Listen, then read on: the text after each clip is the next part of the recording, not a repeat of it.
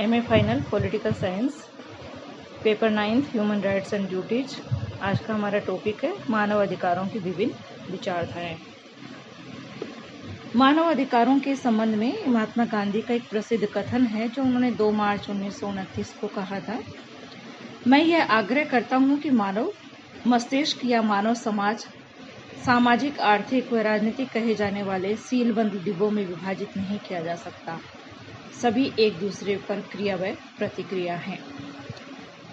अर्थात मानव जो है या मानव का मस्तिष्क जो है वो सामाजिक, आर्थिक व राजनीतिक कहे जाने वाले सीलबंद डिब्बों में विभाजित नहीं किया जा सकता। एक मानव की क्रिया दूसरे मानव पर प्रतिक्रिया देती है या दूसरा मानव उस पर प्रतिक्रिया देता है। सभी एक दूसरे पर क्रिया व प्रतिक्रिया है। ये प्रसिद्ध कथन महात्मा गांधी का है।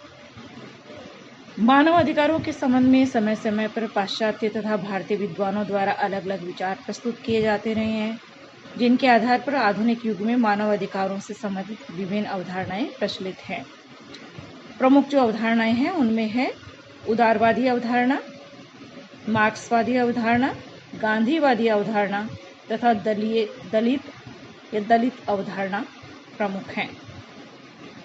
उदारवादी अवधारणा के अनुसार मनुष्यों के मूलभूत अधिकारों की पूर्ण सुरक्षा होनी चाहिए ताकि प्रत्येक व्यक्ति अपने पूर्ण विकास की दिशा में बढ़ सके और सामाजिक उद्देश्यों की पूर्ति में अपना योगदान दे सके, साथ ही पूर्ण आत्मसम्मान का जीवन बिता सके।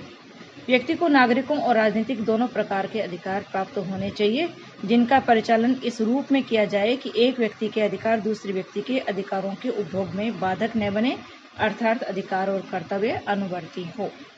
एक बार पुनः हम समझ लें, उदारवादी विचारधारा या जो अवधारणा है वो कहती है कि मनुष्य के मूलभूत अधिकारों की सुरक्षा होनी चाहिए ताकि क्या हो, व्यक्ति अपने व्यक्तित्व का पूर्ण विकास कर सके और साथ ही अपने सामाजिक उद्देश्यों की पूर्ति में भी अपना योगदान दे सके, वो आत्मसम्मान का जीवन भी बिता सके और व्यक्ति को जो नागरिक और राजनीतिक अधिकार प्राप्त हो यानी प्राप्त होने चाहिए, राजनीतिक और नागरिक अधिकार उसे प्राप्त होने चाहिए और इन अधिकारों का पालन इस रूप में होना चाहिए कि एक व्यक्ति के अधिकार दूसरे व्यक्ति के अधिकारों के उपभोग में बाधक न बने, अर्थात अधिकार और कर्तव्य दोनों का ही पालन होना चाहिए। ये है उदारवादी अवधारणा। अब हम बात करते हैं मार्क्सवादी विचारधारा की। इसके अनुसार क्या होता है, विश्व के तथाकथित लोकतांत्रिक देशों के संविधानों द्वारा नागरिकों को दिए गए तथाकथित नागरिक जो भी अधिकार है वो व्यावहारिक महत्व नहीं रखते।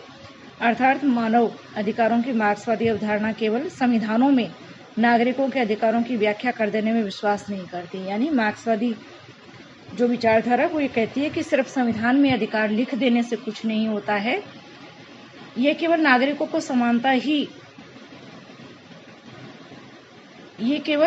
नागरिकों को समानता प्रदान नहीं करती बल्कि विश्वास दिलाती है कि वह शासन के शोषण से मुक्त हो गए हैं।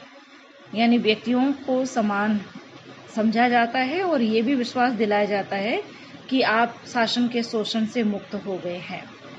यानी मार्क्सवादी विचारधारा सिर्फ संविधान में अधिकार लिख देने में विश्वास नहीं करती है, वो इस बात पर भी बल देती है कि अधिकारों का प्रयोग किस प्रकार किया जाता है या किया जा सकता है और साथ ही वो नागरिक समानता पर भी बल देती है और कहती है कि हम आपको विश्वास दिलाते हैं कि आप शासन के शोषण से मुक्त हो गए हैं। यानी शासन जो है वो नागरिकों को ये विश्वास दिलाए कि आप सब समान ही नहीं है, वरन आप सब नागरिक जो है वो शोषण से मुक्त हो गए हैं। किसके शोषण से? शासन के शोषण से मुक्त हो गए हैं। मार्क्सवादी अवधारणा मानव अधिकारों की सर्वव्यापकता में विश्वास करती है। यानी मार्क्सवादी अवधारणा कहती है सभी मानवों को अधिकार प्राप्त हैं, यानी कोई वर्ग विशेष ऐसा नहीं है जिसको अधिकार मिलते हैं बाकियों को नहीं मिलते हैं, ऐसी बात नहीं है। उसकी मान्यता है कि किसी भेदभाव के बिना प्रत्येक स्त्री पुरुष को सब मौलिक अधिकार प्राप्त हों। यानी अधिकारों को बिना किसी भेदभाव के सभी को दिया जाना चाहिए, स्त्री पुरुष हो, अमीर गरीब हो, कोई भी हो। मानव अधिकारों की अब हम चर्चा करें। मानव अधिकारों की गांधीवादी विचारधारा की। गांधीवादी विचारधारा सत्य, अहिंसा, सभी धर्मों का समान आदर, सामाजिक समानता तथा शोषण एवं उपनिवेशवाद के विरोध पर आधारित है। यानी गांधीवादी विचारधारा जैसे कि नाम से स्पष्ट है, महात्मा गांधी के विचारों पर आधारित है। इसमें क्या है? सत्य, अहिंसा, सभी धर्मों का समान आदर, सामाजिक समानता तथा शोषण एवं उपनिवेशवाद का विरोध इसमें किया जाता है। गांधी जी मानव अधिकारों के संरक्षण के लिए समाज के नागरिकों को उत्तरदायी मानते थे और समाज में शांति एवं अहिंसा के मार्ग पर चलकर सभी की अधिकारों का सम्मान करने के लिए प्रेरित करते थे। यानी सभी को ये प्रेरित करते थे कि सत्य और अहिंसा के मार्ग पे आप चले और सबका आप सम्मान करें और सभी के अधिकारों का भी सम्मान करें।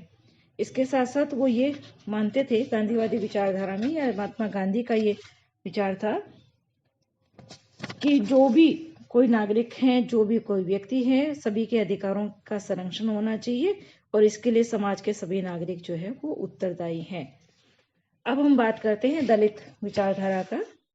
इस धारणा के अंतर्गत ज्योतिबा राव फूले एवं डॉक्टर भीमराव अंबेडकर द्वारा देश के पिछड़े हुए लोगों को सामाजिक, आर्थिक और राजनीतिक समानता प्रदान कराने हेतु विभिन्न प्रयास किए गए हैं, जिनमें विशेष रूप से हम संविधान के अंतर्गत जो आरक्षण की व्यवस्था है उसे देख सकते हैं। यानी दलित विचारधारा जो ज्योतिबा राव फूले और डॉक्टर अंबेडकर हैं, उनके द्वारा जो देश के पिछड़े हुए लोगों को जो सामाजिक, आर्थिक और राजनीतिक समानता प्रदान कराने के लिए जो प्रयास किए गए हैं, उनको इसमें देखा जा सकता है। अब हम थोड़ा सा विस्तार से चर्चा करें कि किस विचारधारा में कौन कौन से प्रमुख विचारक सम्मिलित हैं, क्या उनके विचार हैं। हम सबसे पहले प्रारंभ कर रहे हैं उदारवादी विचारधारा को। उदारवादी अवधारणा के अनुसार मनुष्य के मूलभूत अधिकारों की पूर्ण सुरक्षा होनी चाहिए ताकि प्रत्येक व्यक्ति अपने पूर्ण विकास की दिशा में आगे बढ़ सके, सामाजिक उद्देश्यों की पूर्ति में अपना योगदान दे सके और पूर्ण आत्मसम्मान का जीवन बिता सके। व्यक्ति को नागरिक और राजनीतिक दोनों प्रकार के अधिकार प्राप्त होने चाहिए, जिनका परिपालन इस रूप में किया जाए कि एक व्यक्ति के अधिकार दूसरे व्यक्ति के अधिकारों के उपभोग में बाधक न बने, अर्थात अधिकार और कर्तव्य अनुवर्ती हो। व्यक्ति के अधिकार एकदम पूर्ण अथवा अनियंत्रित नहीं हो सकते, क्योंकि मानव स्वभाव में अच्छाई और बुराई दोनों होती हैं और व्यक्ति के स्वयं के हित के लिए तथा समाज और राज्य के हित के लिए आवश्यक है कि उन अधिकारों पर उचित और न्यायसंगत नियंत्रण लगाया जाए। हम एक बार स्पष्ट करें, यहाँ पर समझ लें कि ये उदारवादी विचारधारा है जो कहती है कि व्यक्ति को अधिकार मिलने चाहिए, लेकिन साथ ही वो ये भी कहते हैं कि व्यक्ति के स्वयं के लिए, क्योंकि व्यक्ति में क्या होता है, मानव स्वभाव में अच्छाई भी होती है, बुराई भी होती है, तो व्यक्ति के स्वयं के हित के लिए और समाज और राज्य के हित के लिए आवश्यक है कि अधिकारों पर उचित और न्याय संगत नियंत्रण लगाए जाने चाहिए, यानी उचित प्रतिबंध उस पर लगाए जाने चाहिए। नागरिक को जो अधिकार प्रदान किए जाए उन्हें समुचित न्यायिक संरक्षण प्राप्त होना चाहिए, अर्थात कार्यपालिका की किसी भी संभावित निरंकुशता के विरुद्ध और नागरिकों के अधिकारों की रक्षा के लिए आवश्यक है कि न्यायपालिका अधिकार संपन्न हो। बहुत जरूरी है ये कि हम सभी जो है कार्यपालिका की निरंकुशता से पूरी तरह से सुरक्षित रहे, इसके लिए न्यायपालिका का अधिकार संपन्न होना आवश्यक है, उसी से हमारे अधिकारों की रक्षा होगी। साथ ही उदारवादी विचारधारा कहती है, मानव अधिकारों की उदारवादी विचारधारा या अवधारणा के अनुसार नागरिक और राजनीतिक अधिकारों का आशय और उचित अधिक स्पष्टता से समझने के लिए उदारवाद के स्वरूपों के बारे में जानना बहुत जरूरी हो जाता है कि उदारवाद के कौन कौन से स्वरूप है। तो इसमें उदारवाद के दो रूप या दो स्वरूप देखने को मिलते हैं, दो प्रचलित रहे हैं। पहला पुरातन उदारवाद और दूसरा नवीन उदारवाद, यानी एक पुराना उदारवाद और दूसरा नया उदारवाद। जहां पुरातन उदारवाद प्रतिपादन जेम्स मिल, जेफरसन और टॉमस पेन के द्वारा किया गया, वहीं नवीन उदारवाद का ज्ञान जो है जॉन लॉक ने दिया।